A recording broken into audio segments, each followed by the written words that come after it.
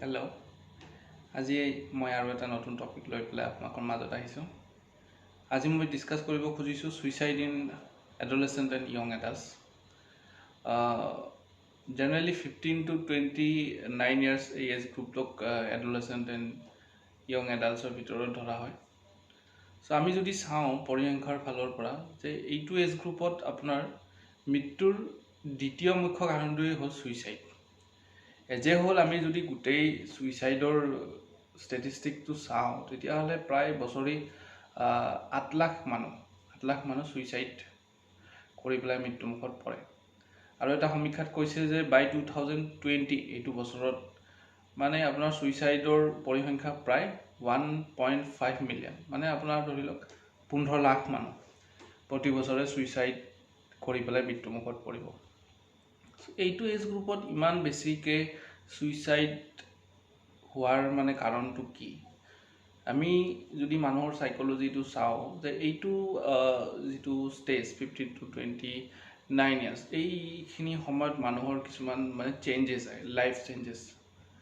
যেনেকৈ ধৰি লওক আপোনাৰ কিছুমান ৰিলেশ্যনশ্বিপ নতুনকৈ গঢ়ি উঠে, কেৰিয়াৰ অৰিয়েণ্টেড চেঞ্জেছ কিছুমানবিলাক আহে, বা আমি ধৰি লওক বেলেগ ঠাইলৈ যাব লগা হয়, এনভাইৰনমেণ্টেল চেঞ্জেছ কিছুমান আহে। চ' এইবিলাকৰ কাৰণে কি হয়, বহুত বেছি ষ্ট্ৰেছ হয় বা আপোনাৰ মেণ্টেল হেল্থৰ ওপৰত ইয়াৰ বহুত বেছি এফেক্ট হয়।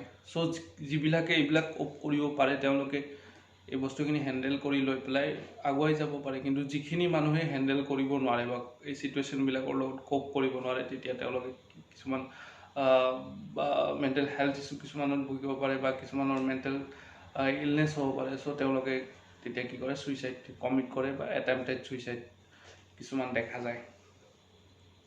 তো এতিয়া আমি যদি ৰিস্ক ফেক্টৰ হিচাপে আমি যদি চাওঁ তেতিয়াহ'লে প্ৰথম ৰিস্ক ফেক্টৰটো হৈছে মেণ্টেল ইলনেছ। আৰু মেণ্টেল ইলনেছৰ ভিতৰত আপোনাৰ depression is the most common cause.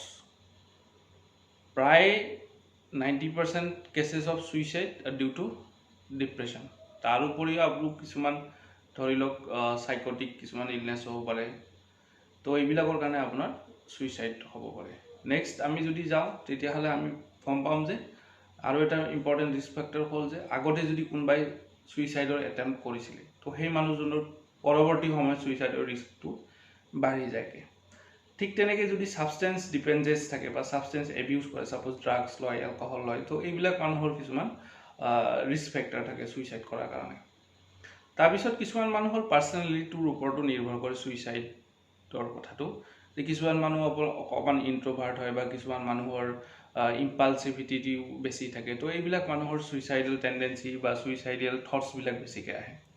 তাৰপিছত আহে আপোনাৰ ফেমিলি ফেক্টাৰ্ছ। তো ফেমিলি ফেক্টাৰ্ছৰ ভিতৰত আপোনাৰ ছাপ'জ এটা ফেমিলিত কোনোবাই আগতে ছুইচাইড কৰিছে বা কোনোবা এটা ফেমিলিত আপোনাৰ মেণ্টেল ডিজৰ্ডাৰ কিছুমান আছে।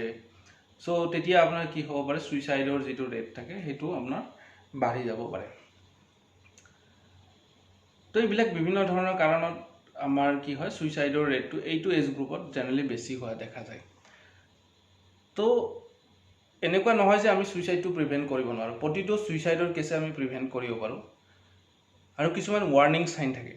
ছাপ'জ এটা ৱাৰ্ণিং চাইন আপোনালোকক ইম্পৰ্টেণ্টলি কৈছোঁ মই, যে কিছুমানে কি কৰে যে আপোনাক প্ৰকাশ কৰিব যে তেওঁৰ মনটো ভাল নালাগে, ছুইচাইড কৰিব মন যায়, বা তেওঁলোকে হয়তো লিখিব যে মোৰ জীৱনটো বৃথা হৈ গ'ল, মোৰ জীৱনটোত জীয়াই থাকি এইটো জীৱন জীয়াই থাকি মোৰ একো লাভ নহয়।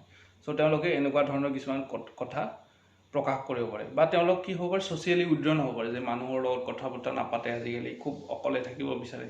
তো এইবিলাক কিছুমান ৱাৰ্ণিং চিমটমছ থাকিব পাৰে। তাৰ উপৰিও আৰু কিছুমান আছে, ছাপ'জ ছাবষ্টেঞ্চ ইউজ কৰা হেবিটটো লাহে লাহে বাঢ়ি গৈ আছে, বা আপোনাৰ কেতিয়াবা কি হয়, কিছুমান ৰিস্ক টেকিং বিহেভিয়াৰ, ছাপ'জ খুব জোৰত বাইক চলাইছে, বা কেতিয়াবা কিছুমান ছাপ'জ কেতিয়াবা কি হয়, কিছুমানৰ ছাপ'জ বাইপলাৰ পাৰ্চনেলিটি থাকে, তেওঁলোকে কি কৰে কেতিয়াবা ডেলিভাৰেট চেল্ফ হাৰ্ম কৰিব পাৰে। চ' এই এনেকুৱা ধৰণৰ ৰিস্ক টেকিং বিহেভিয়াৰবিলাক বাঢ়ি গৈ, আৰু এইবিলাক আমি ৱাৰ্ণিং চাইন হিচাপে ল'ব পাৰোঁ। তাৰোপৰি আপোনাৰ ধৰি লওক মুড চুইং হৈ থাকে, সঘনাই ধৰি লওক মাইণ্ডটো চেঞ্জ হৈ থাকে।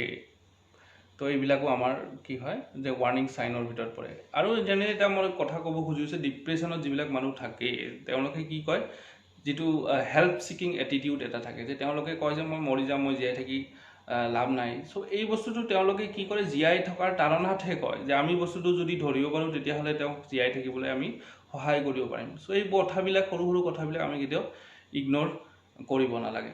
প্ৰতিটো কেছেই আমাৰ প্ৰিভেণ্ট কৰিব পাৰোঁ আমি ছুইচাইড। আৰু আমাৰ এভৰি মানে যিটো ছুইচাইডৰ এটেম্প থাকে বা ছুইচাইড কমপ্লিটেড ছুইচাইড থাকে, আমি যদি ভালকৈ সিঁচি লওঁ প্ৰতিটো ক্ষেত্ৰতে আমি most common বস্তু পাম যে তেওঁলোকৰ কিবা মেণ্টেল ইনষ্টেবিলিটি বা মেণ্টেল হেল্থৰ কিবা কিবি আপোনাৰ সমস্যা হয়তো আগতে আছিলে।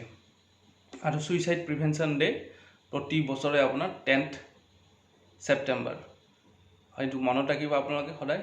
এনেকুৱা নহয় যে আপুনি অকল 10 ছেপ্টেম্বৰৰ দিনাই ছুইচাইড প্ৰিভেনশ্যনৰ কাম কৰিব, through out the year everyday আপুনি কৰিব পাৰে। আপুনি সহায় কৰিব পাৰে যোনে আপোনাক কৈছে বা যাক আপুনি দেখিছে যে তেওঁলোকৰ ছুইচাইডেল টেণ্ডেঞ্চি আছে, ছুইচাইডেল থটছ আছে। চ' আপোনালোকে তেওঁলোকক হেল্প কৰিব। চ' থেংক ইউ।